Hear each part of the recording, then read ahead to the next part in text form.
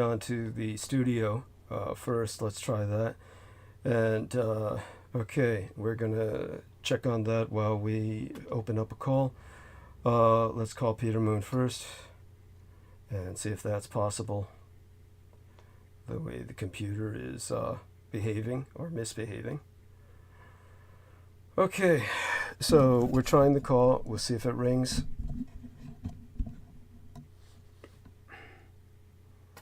And again, I'll need response from our audience to let me know if any of this is working at all. And all right, we'll again, I'm trying to contact Peter Moon, but it's simply connecting. It seems like I'm streaming, but hear you. I can hear you now. How about now? Say something. How does it sound? How does it sound? Like shit, but it's better than nothing. It should improve. It should improve. You want to recall me? Or No, it was the computer. Somebody got into the computer and they fucked it 8 ways to Sunday while I was gone. But that's par for the course. That's the norm. That goes without saying. So all I can say is that the computer is fucked, and I'm doing my best to work with everything on it is broken. What is more critical is whether the audience can hear us. Oh, they likely can hear us. If you can hear me, then let's see if you're registering on the online broadcasting. Say something again. Hello, can you hear me? Online broadcasting. Okay, great. So the software is recognizing you, and that is good. And T-Tank Barry says, good evening, loud and clear, brother. Heather Holman says, I hear you. T-Tank Barry says, Peter clear. Okay, excellent, both of you. God has blessed both of you in abundance. Because you know, it's an absolute miracle every time I get on bandwidth at all. And certainly everything was done to make certain I didn't get on it tonight. I came home to a computer that just was completely inoperational. I will, of course, figure out later exactly what's going on. But I did everything I could immediately, clear cookies, all the rest of that. But it is what it is, and we'll work with it. So, Aristides, I don't know how much of that you heard, but took forever to bring you on. I couldn't even get the computer started until at 6 o'clock a.m. exactly. p.m., I mean to say. I didn't. Yeah. I did not. Okay. You didn't hear what I said then beforehand. No, what's up? Oh, the computer. Somebody got into the computer and fucked it all up. And now it says YouTube's not receiving enough video to maintain smooth streaming. As such, viewers will experience buffering. So everyone let us know how that's going. If there's any buffering, whether you can hear us, and whether you can hear Aristides, who just joined us. I'm trying to handle multiple things at once, so I'm multitasking. Just trying to make sure he registers. Say something again. Let's see if you register on the OBS. I hope everything is working out with the OBS. Okay, things are working with that at least. So I came home from Buddha Day, and Buddha's birthday is celebrated several times a year in different parts of Asia.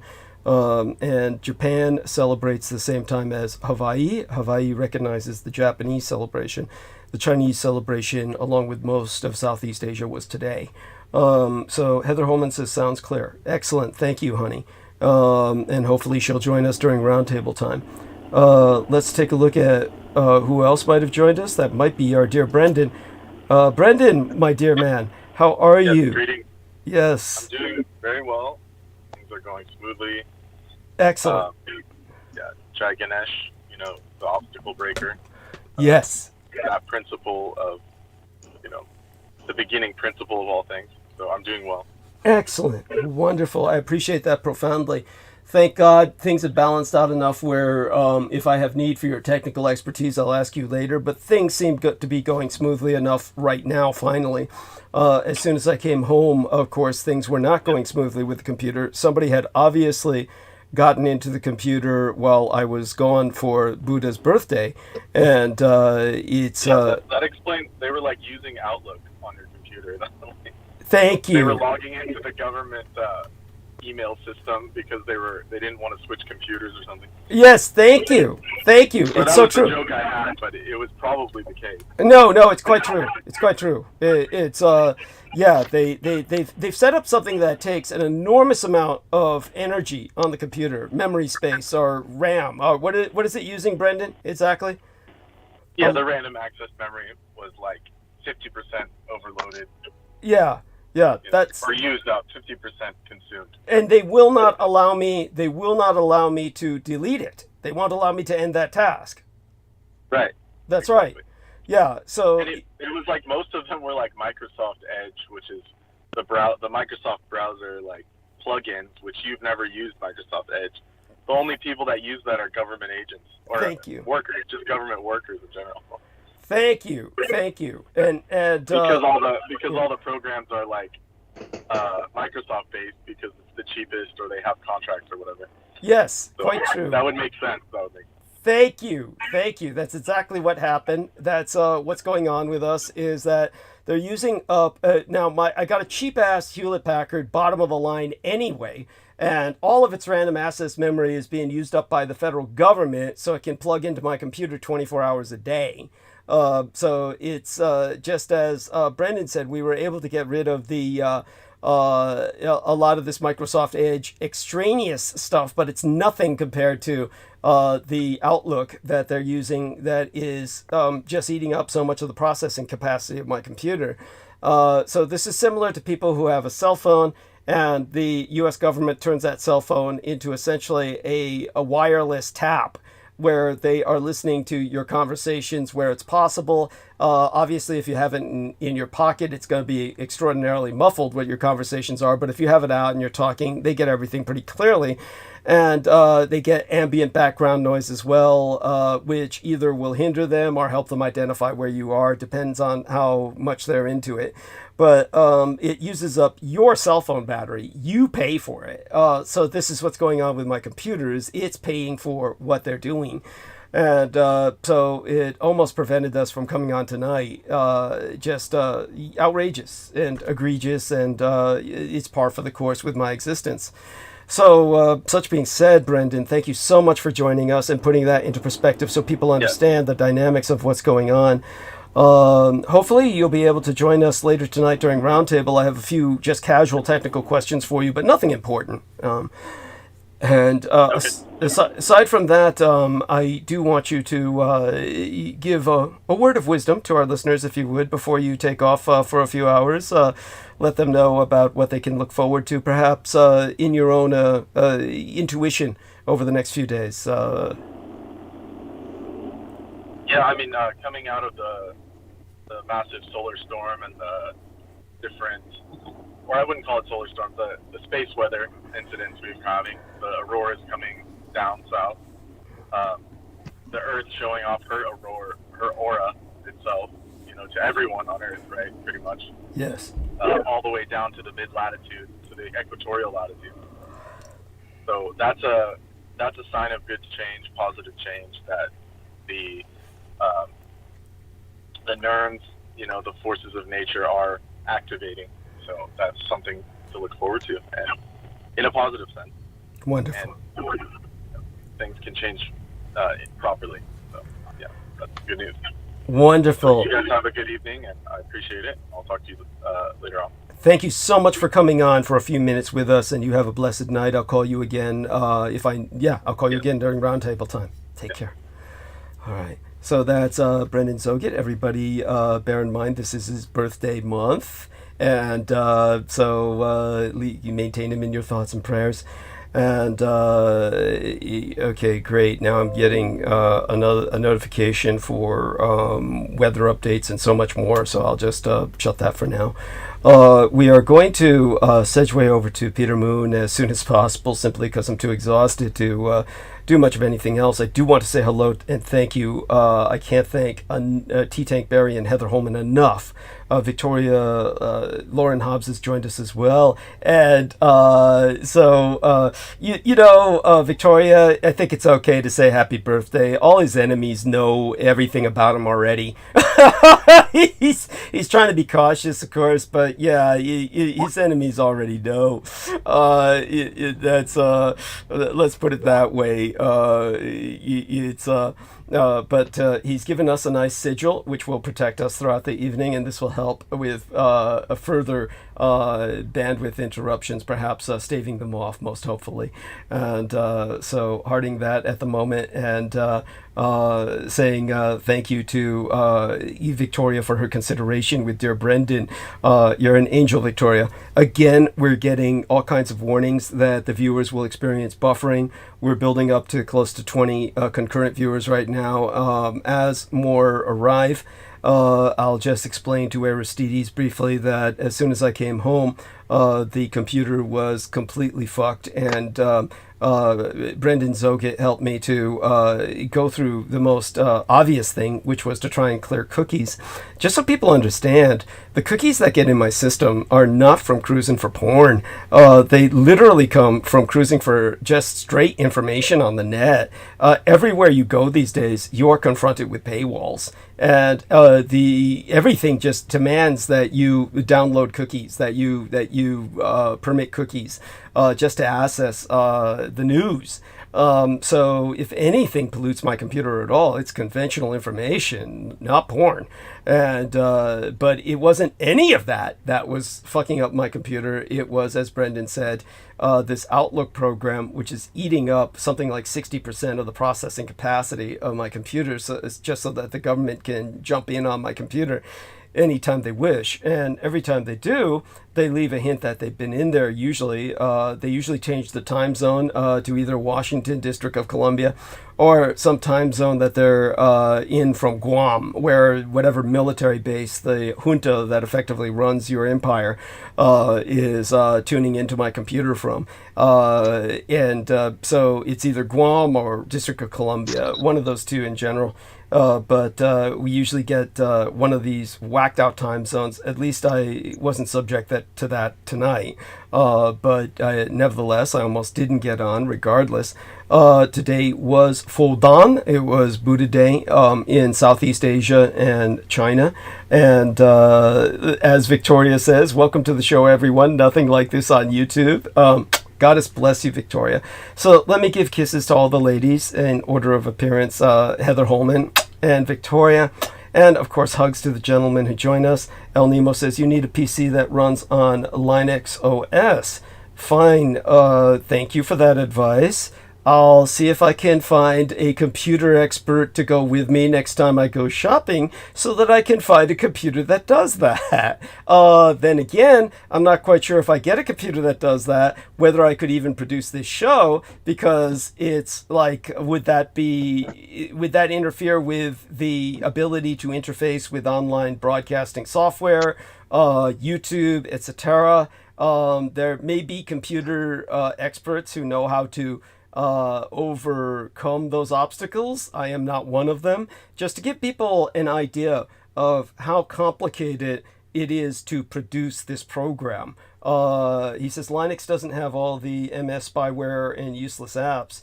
Okay, I mean, look, I appreciate the advice. It's partial advice, because it has to be comprehensive advice. In other words, we do this is what you need, but does it handle every nook and cranny? And yes. This is the problem.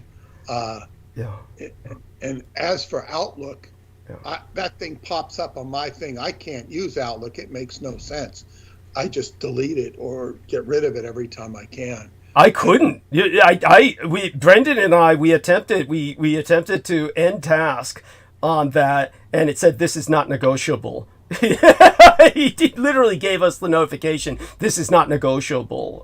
That's what it said. And plus a bunch of other gobbledygook that is federal bureaucracies for the feds installed this and you can't do anything about it. That's what happened. My question is, did all this happen? Was your computer off when this happened? My computer these days, I tend to just leave asleep because I've discovered there was no point in leaving it off. I do that too. Yeah. But in this case, in this particular case, if you shut it off, it sounds like you wouldn't have this problem. No, I get what you're saying. That's logical, but all logic goes out the window with this situation. In the past, for years, I would shut my computer off. That was what my 3D graphics modeler recommended, was shut your computer off. It don't do shit. Why do you think we've got this multi-million-dollar power pole across the street? It's because they just switched the computer back on. They're right here. They're jacked into the system physically. So they just switch the computer on, hands off. Look, Ma, no hands. They just switch it back on. I have been asleep, and the computer will turn on. So it's useless. You might as well just leave it just asleep. There's no point in turning it off. So I get what you're saying. Again, it is good, rational, logical advice in any normal situation. Okay, so El Nemo says OBS and Skype can be used on Linux. So I will investigate that. We'll find out what can, we'll find out about what it will cost to get a computer that operates on Linux, and hopefully we can raise enough money for that someday. But I would tell you, Douglas, the way you would do this is you would keep your existing computer, have it working, and then you have an identical one next to it and try it on that basis. So you can, you have station A and station B. Yes. Now, you have it. That's the logical way to do it. It's the way you would do it operationally. This was a suggestion. Thank you. No, I mean, again, very logical. One of those things where I'll have to use the super extension cord provided by Aristides. So the other computer will literally be plugged into the gangplank in the bathroom. if we even are able to afford to buy it. But this is one of those things where, I'll have to have the super extension cord, which will plug into the gang plug in the bathroom, or the power surge, multi-plug arrangement in the bathroom, which will then, I'll add in another gang plug, one that was sent to me by Clarice Claudette. I believe she sent me a few of those, and then I'll just that's based on the fantasy that I ever buy a computer that it runs on Linux, because that'll take enough money where, that'll be sometime in the near future. It's certainly something. Well, the thing is, you just need a new computer, period. And it's not so much that the computer is made to run only on one or the other. Like, it's just an alternative operating system for a normal computer. Yeah. Like any, you can take the Windows off your computer and instead install Linux as the operating system. Yeah, that of course. Oh my God. Yeah, you can't really buy them like that. And I'll say this: there's going to be pros and cons to that. You get away from a lot of this, the Microsoft, type of what would you call it? Microsoft Mafia, right? But you're also more on your own. It's less familiar. You got to figure more stuff. There's less support for maybe things. You have to have more there's guys that are all about it, but they also spend a lot of time getting to know the Linux world. Whereas if you grew up with Microsoft and Windows, it's going to be a big step. So. Oh my God! See, Aristides is so right. This is why they had the commercials where the two guys were exploring an alternate universe in spacesuits when they were advertising Linux. If you might remember that, there was the Linux commercials where they had the two computer geeks in spacesuits, and they were entering an alternate universe. That's what it's like. You're entering an alternate cyberverse when you're on Linux. And oh my fucking God. You have to be completely dedicated to that environment. I've been dedicated to the Macintosh environment since, almost since the beginning. I can interface the environment I use. I've had to go into it from time to time for different reasons. And I just find the Macintosh world completely simple compared to the Microsoft world. Yeah, I understand. There's reasons that it would be appealing to Peter, and we can go into them some other time. in the graphics area. Yeah. The other thing that comes to my mind, which I'll just cover very briefly, and then turn it over to Aristides, who will then segue to Peter, because we're bordering on 30 viewers at the moment, so we're getting a good number. And at that point, we should turn it over to Peter. But just so everybody is aware of the situation when it comes to producing something like this, it was, of all people, Selena Khan, who said to me years ago, a few years ago by now, maybe 3 years ago by now, or something of that nature, something along that length of time, that span of time from now, 3 years ago, she said that something that I did not believe. I thought it was ridiculous. She said, everyone knows that that YouTube and producing on YouTube is incompatible with Google Chrome as the search engine basis. And I thought that's impossible because Google owns YouTube. But my 3D graphics modeler confirmed what she said. He came in and he literally tried to coordinate the Google Chrome search engine with my production of this program via the YouTube. And it would not sync. And he said it's impossible to synchronize this, so that's the reason I use Firefox. I'm not using Firefox as any political statement of independence from Google Chrome, like I'm standing up to the power and I, fight the power, use Firefox. It's nothing like that at all. I'm using Firefox because Google Chrome is completely incompatible with producing a program, a live stream on YouTube. Which doesn't make any fucking sense because Google owns YouTube, but hey, that's how fucked up our world is. So, throw Linux into the mix and, I'd just be swimming all at sea. As for, two computers, a good idea. Ideally, I'd have one computer that I'd start using to produce, and maybe the government for a period of time would be completely locked into this computer, this old one, and just, so comfortable with it, they just keep tuning into this one.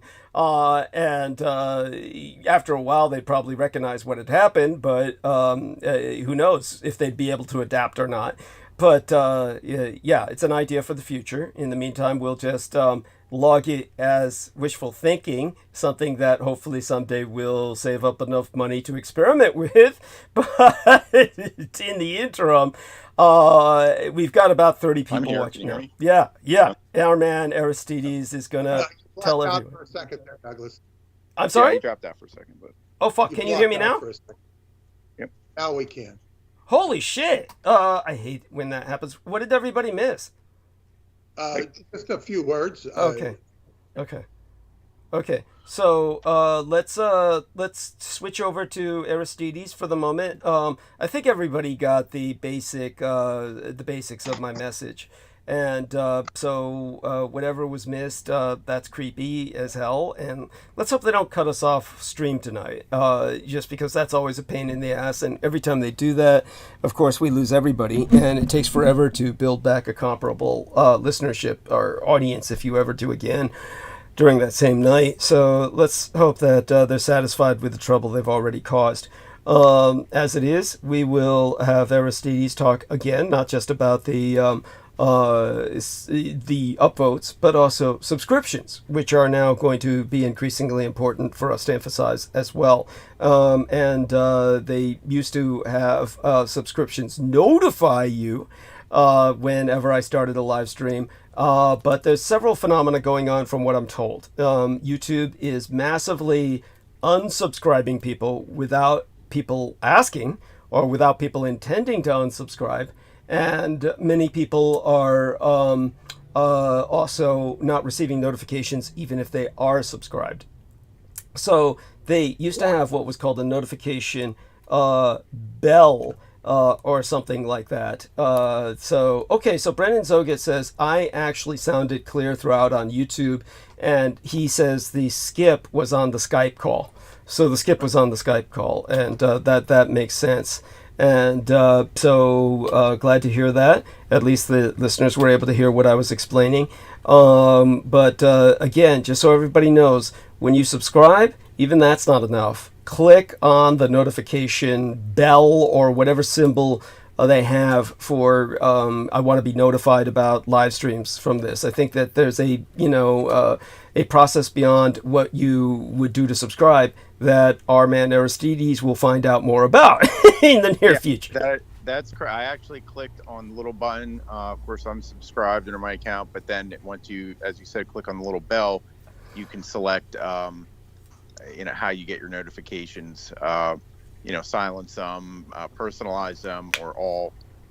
So you would, if you'd like to turn that on, then it will, notify you proactively. Excellent. When there's a transmission, I suppose. I don't do that because I'm always here, but yes. So, all right. So I guess I'll just continue. So this is all if you're logged into a YouTube account, which you should have or should be easy enough to make. And you can do the subscription. As we said, you can turn on the notification or unsilence them. You can provide upvotes. You can create sub channels under your main account without an additional login. And that is under the account settings under switch account. Then you can see all your sub channels that you have. You can create a new one. And each one of them can be used to also upload the program. So I'm usually providing 3 myself, and you can do multiple like that. Although if you create, additional empty accounts to upvote, just use them to upvote and just talk to us from your main account if you're going to comment in the chat. Thank you. We don't get confused or scared. Yeah, yeah, or irritated, which is even worse. So please make a note, my dear Aristides, to remind everyone about that notification bell from this point forward. Make a little note of that, because that's going to be a big deal. And you were very professional and always profoundly reassuring with the tone of your voice. You have a very comforting tone. And with that, we're going to segue over to Peter Moon. Do me a favor, Aristides, and segue over to Mr. Moon for us. Okay. I believe Peter announced in his email he's going to continue speaking about the where is it? Right here, the information about Nicholas Roerich. Is that how you say it? Roerich's visit to Shambhala, and other topics relating to Douglas's mother's visit to that area and the Emerald Lama and related topics. And probably, a host of the other usual stuff like, the Mideast and whatnot. Exactly. Excellent. Thank you for that introduction. So we're going to be touching on, Douglas gave us a great treat last week talking about Nicholas Roerich and going into Shambhala. And he tapped into some stuff that I wasn't even looking for. It was very, very interesting. Thank you. Vis-a-vis the stuff that I've turned up with Radu Sinamar and how, comparative aspect. Now, but what I want to start off with, though, is Israel and the current situation in Israel, which is seems like a scorched earth agenda. Yes. And it's interesting, like, and this goes back to Scientology. The way you would resolve a problem is by communicating about it. You would go into deep communication about certain subjects in a counseling session. The same thing applies if you're having a conversation with anybody in life. The more you talk about it and review it, the more things come up. And there are astrological aspects that reflect this, but stuff comes up. And oh, we forgot about that. Oh, we forgot about that. Life forgets about things. Life itself buries things. Life turns things up. the beautiful part of Scientology auditing, when it worked well, was that you would be enlightened and you'd, oh God, that, blah, blah, blah, blah, blah. That's why I could never relate to this person. And then all of a sudden you can relate to the person.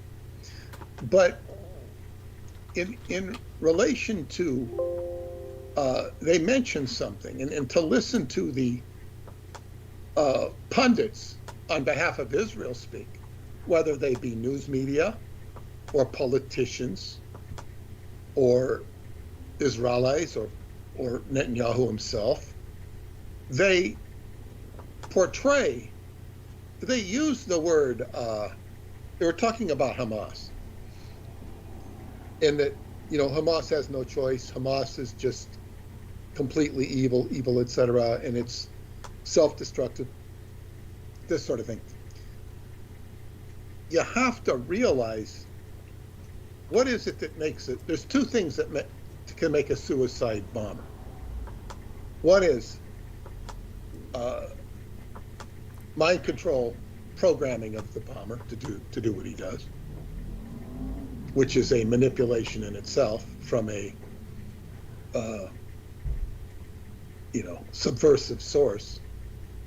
Or you have a population and a culture that is so oppressed, it has no outlet but to kill itself on behalf of itself. Witness the famous Buddhist monk who burned himself alive in Vietnam. Yes. As a protest. This is a very, Christ-like sort of exclamation. I'm not placing judgment on it, good or bad, but it's a form of protest. So when you have been subjugated, oppressed, and you grow up in a culture learning that you've been oppressed like this, it's your only outlet. This is why people in depressed areas turn to crime. They don't have an outlet. And I remember the story of the heavyweight champion, George Foreman, talking about how desperate he was, living a life of crime as a young man, and just desperate. And he is put into a program by Lyndon Johnson's Great Society program. And from there, he gets into boxing and builds a life and becomes a folk hero over time. But he talks about it like he was the beneficiary of a government program. Now, there's two reasons he was a beneficiary. One, he was in the right place at the right time.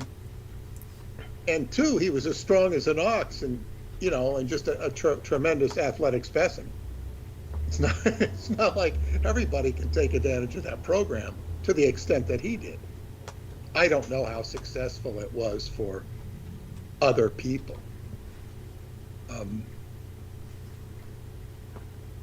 I could look at Scientology the same way. It was extremely beneficial to me. You have a tremendous amount of people who would state the other case. So it's like, it's all relative. But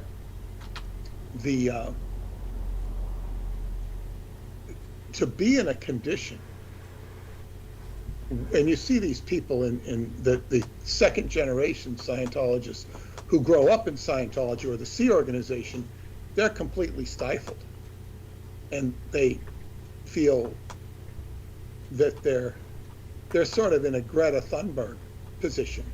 How dare you, and they're screaming mad with every justification for being screaming mad, because they're they basically were brought up under circumstances that were beyond their immediate control. Of course, they're not the only ones. And as bad as their situation is, there's far worse situations. You know, people grow up into sweatshop situations. But back to what I was saying with the Palestinians, they grow up in a environment of complete and utter oppression. And one of the most dangerous aspects of power is to be sitting in a position like the monarchy in France during the French Revolution, which we're now moving into that time period of Pluto revolving around where it last was. We're recycling the French Revolution and the American Revolution as well. But in the French Revolution, you had the monarchy targeted and killed and guillotined. And they were in a position, well, to what degree their sympathies were, the population saw them as unsympathetic and inept as far as distributing life to the masses. And when you're in such a position, it's just like they talk about the 1%. All the wealth is in the 1%. At a certain point, the 1% gets targeted. But the ones that will absorb it will be like the ones that are in front, you know, on the front lines. And in the case of the French Revolution, it was the French monarchy. So this puts anybody in positions of power in a vulnerable position. And this includes Israel. And well, it's not a question of whether they get it or not. It's a question of they don't really, even if they do get it, they don't care because they have another agenda. Yes. They have a theological agenda. And so Douglas had informed me that the Speaker of the House, is his name Mark Johnson? Is that his name? Mike Johnson, yes. Mike Johnson. You know, he was part of the Red Heifer Brigade. Well, I looked that up, and yeah, he's from Louisiana, and he organized a prayer ceremony because there is this Jewish person who is, you know, he's looking for the red heifers. Yeah. And he goes and he sees that the evangelicals have raised the red heifers. So he brought them over to Israel because the red heifer, when the red heifer is sacrificed, they can build the third temple. It's part of and it's an altar, and this is why I'm bringing it up. It's inside of the Mount of Olives. And the Mount of Olives is, of course, there's like 3 hills that are called the Mount of Olives. It was said to be Christ's favorite spot. It's where the Garden of Gethsemane is. It's where he had his passion, you know, where he had what might arguably be called hematosis and felt the pain. This was even before he was arrested, but it's where he was arrested. Shortly, I think it was the night before he was arrested, or the night of it. And the Mount of Olives is a focal point of the apocalypse. When we talk about the dead, it's the dead, that is an ancient necropolis, because that's where all of these biblical ancestors were buried. You know, they talk about the necropolis beneath the Vatican and the catacombs. Well, the Mount of Olives is a loaded place of dead souls. Now, in my book, Synchronicity and the Seventh Seal, I featured the Well of Souls. The Well of Souls is underneath the Temple Mount. The Well of Souls would be representative of all those dead people. It's where the Prophet Muhammad ascended to heaven on Al-Barak, which Joe Matheny liked to call a mispronunciation of Al-Bilik or vice versa. It was Al-Barak, who was a Baroque steed. And Baroque he was a steed that was part peacock, part horse, part a lot of things. He was a cut-up. He was right out of the Dream Machine. He was a surreal creature.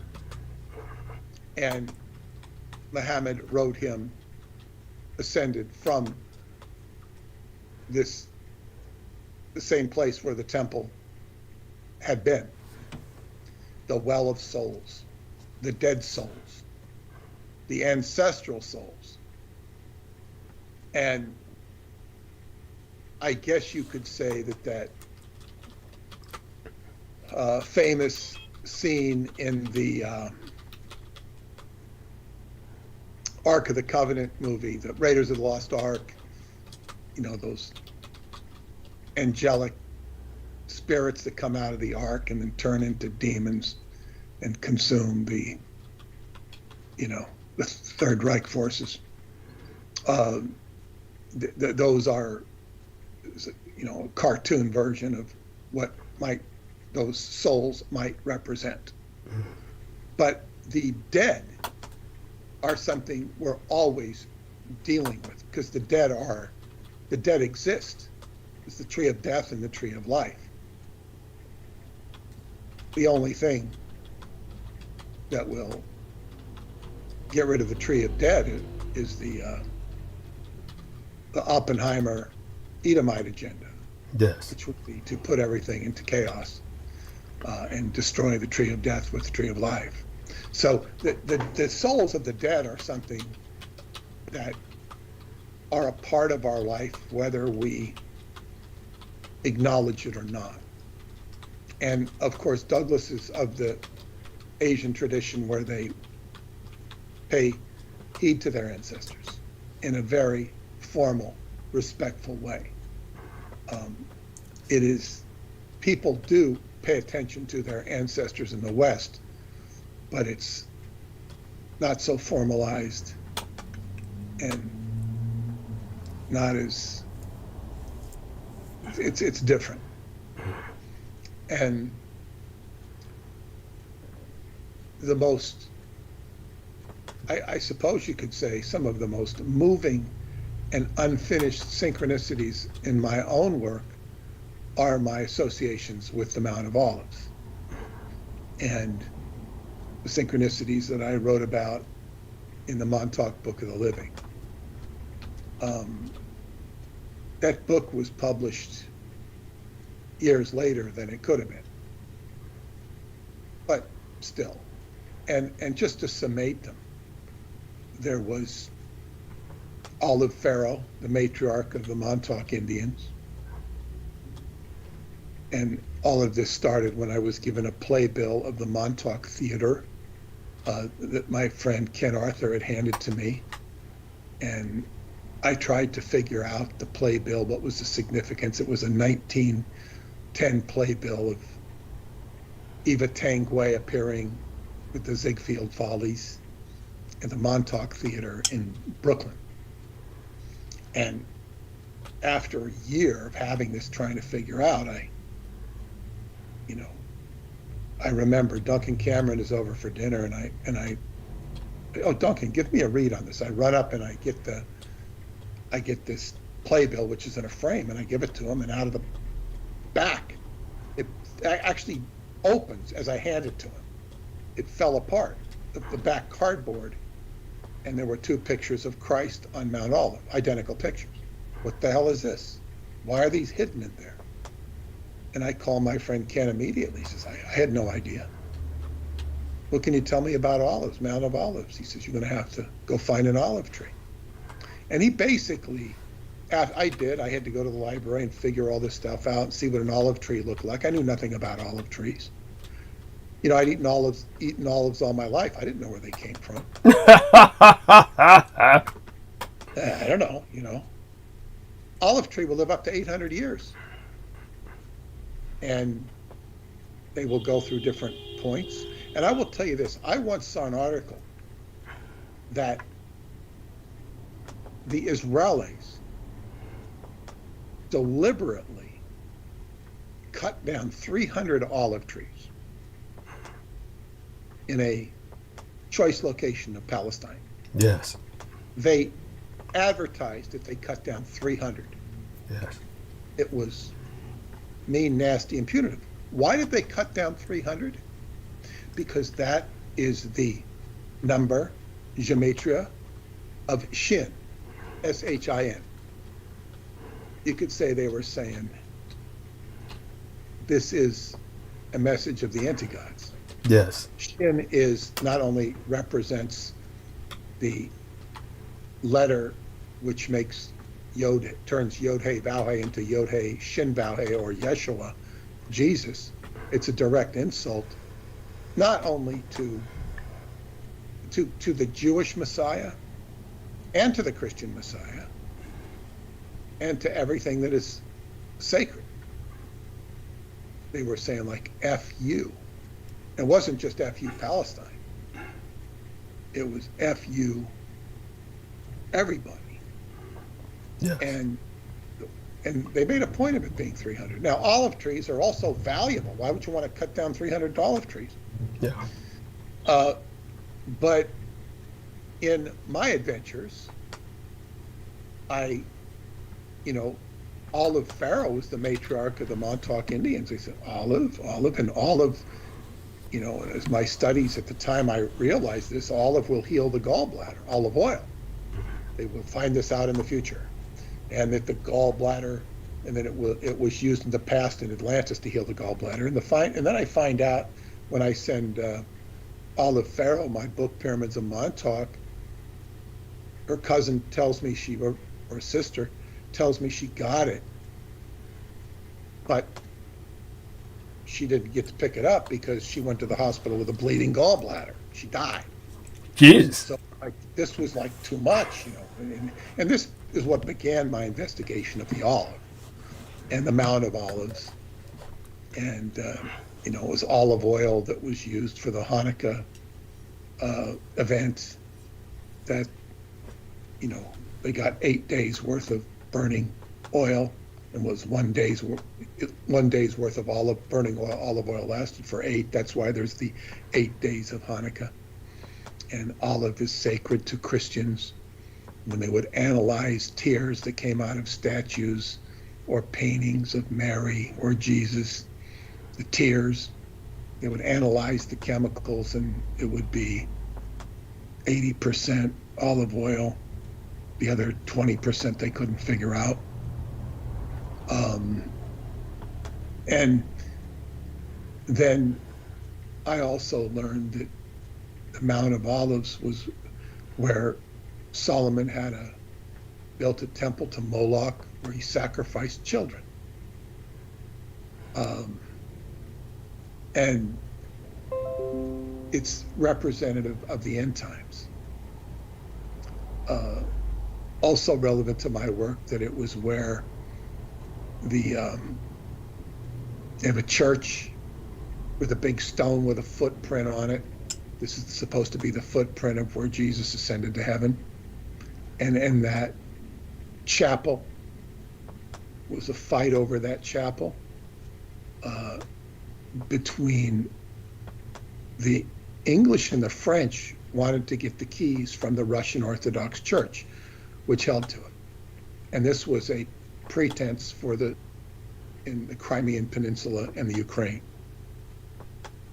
It made Florence Nightingale famous because she was a nurse that helped the British troops. It was also the charge of the Light Brigade, where that phrase, ours is not to wonder why, but to do or but to die, phrase came from in the Crimean War. So the Mount of Olives is a very,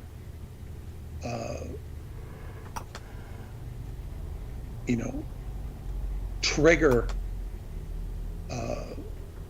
meme in eschatology, which means the study of the end times, or in Christian theology. It's, and then when I read that they're going to sacrifice these red heifers in view of the Mount of Olives, which shouldn't be surprising because it's not like, it's kind of like if you were at Disneyland and you could look at the Matterhorn and Cinderella's castle or whatever, Snow White's castle, whatever it is, all at the same time. You could see all these different landmarks. It's so it's not surprising that you would see it, but this and what this means geopolitically is the deconstruction of the Alaska Mosque, which is on the property, which is where Solomon's temple, they believe, was. Whether that's true or not, because I've read where detailed diatribes where they say, well, this can't be Solomon's temple. The Wailing Wall cannot be Solomon's temple because in the New Testament it says there will be no stone left unturned, and those stone is the remaining, it's the Wailing Wall. So they're saying it couldn't possibly be that. And then they give other evidence to show that it's probably 300 feet away or something. So I can't speak for any of this. Nevertheless, one of the most interesting things I read, and it was a magical writing. I can't say whether it's true, and I think it came out of the OTO. It was very eloquently written. And I think it had to do with Jack Parsons.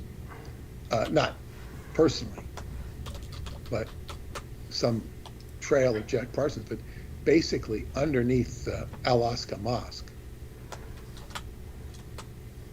Or maybe it was the Holy Sepulchre. I think it was underneath the Holy Sepulchre. It was a temple of Venus, deep underneath. I think it was the Holy Sepulchre. But the justification in order to take apart the Alaska Mosque, they have to have some justification for raising it.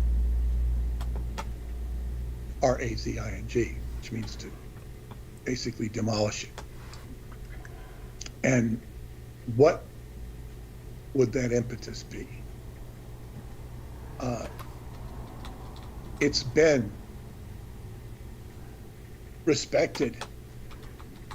I know that this guy I read about in the last transmission, this right-wing Jewish guy, he went and stood in the presence of the Alaska Mosque with his troops to create a menacing presence. There are people who would just tear it down.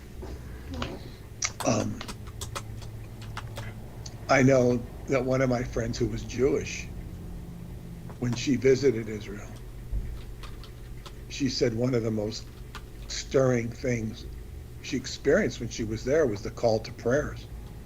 When they get up in the minarets and they would call people to prayer. It just was very moving as an energetic thing.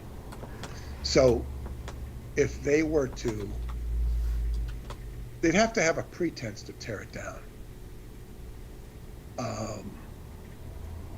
Like Hamas would have to go in there and hide, and then they'd have a reason to blow it up.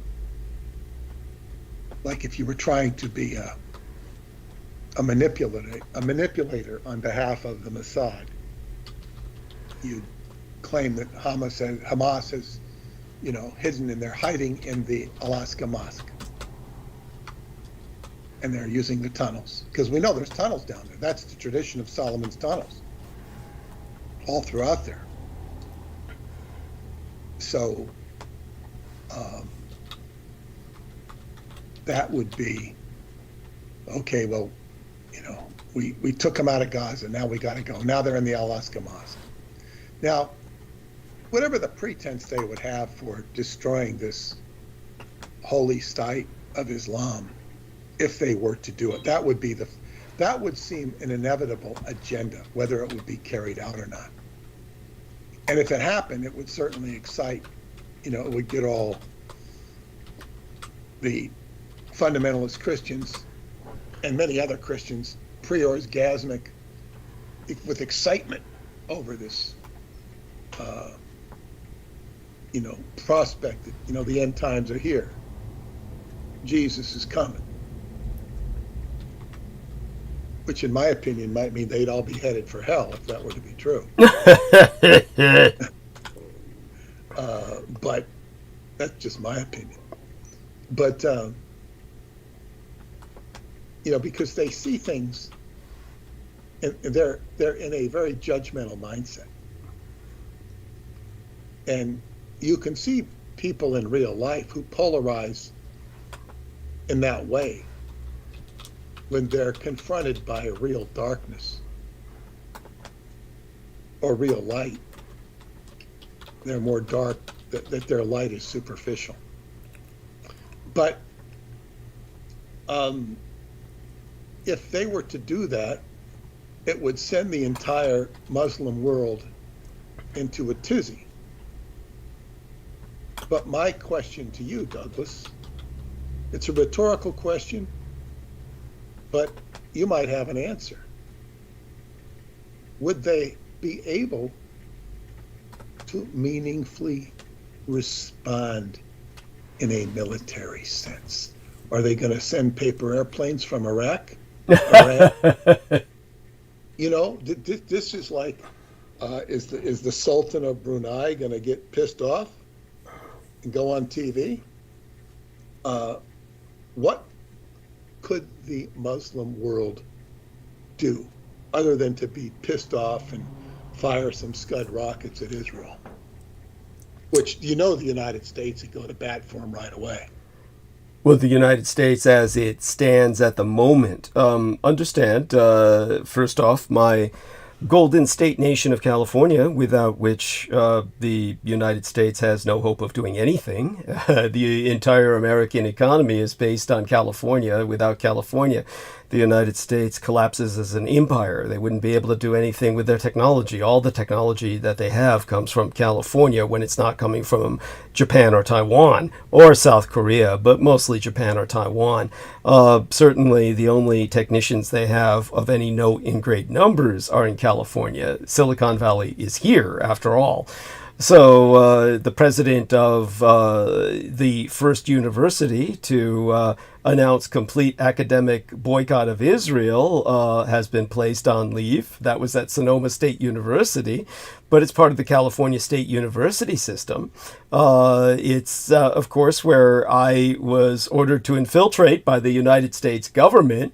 And though I've never been proud of being alumni there, I guess now I could take some iota of pride that that public liberal arts college out in the armpit of Rohnert Park, which is the asshole of Sonoma County, announced that it will not engage in any partnerships or collaborations with Israeli universities. So this is a bit of a first, and of course it happened in California, and eventually you can bet that it'll sweep California, and it's going to basically cause, if anything causes a civil war that's anywhere near the geopolitics of that stupid movie that I did a bit of a review on over the past few days, certainly more so in the episode before last, then it would be this kind of California secessionism, if you will. And if California just refuses to send tech parts for America's weapons, they can't keep saving Israel's ass. It's that simple. So what's America going to do? Invade California? That's seriously, what are they going to do if they invade? Well, you're suggesting that Silicon Valley basically is pro. I wouldn't say that, no. For instance, the yellow house nigger named Patel, who's running Google, fired everybody who was saying, based on consciousness, that they could not stand by while Google supported Israel with various services. Okay. So he just fired them all because he's a yellow now, Asian Indian house nigger. But by the way, bear in mind... He's Indian, correct? Yes, and this is what's important. Bear in mind, for those of you who do not know,